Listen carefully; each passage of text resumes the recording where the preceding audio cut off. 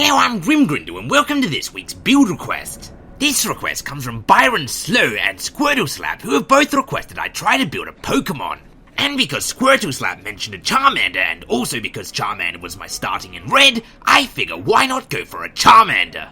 I no doubt sound a bit like a broken record at this point because I'm pretty sure I've said it before, but one of the hardest things to achieve while building with blocks is to create something that has an organic look to it.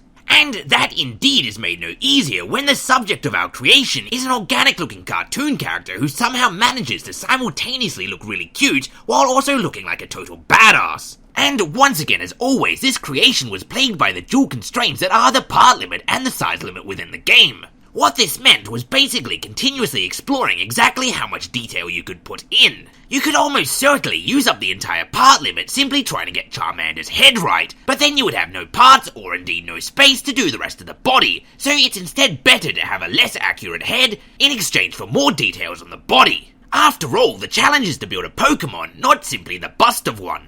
Aside from the obvious difficulty of trying to avoid the entire thing from being simply shaped like a block, the main difficulties was the head, especially trying to give it eyes and facial features with it only being 3 blocks wide, and also achieving adequate detail in the legs. After these were achieved to what I considered to be a satisfactory level, I worked on expanding the buttocks area and the tail to make it appear more natural, and then simply added a flamethrower to the tail. I did go into this intending it to be more of a statuette than an actual functioning vehicle, but Byron Slow did in fact request that it actually be capable of functioning an attack, so I also added a flamethrower to the Charmander's mouth in order to allow it to do some fire attacks. I guess flamethrower maybe.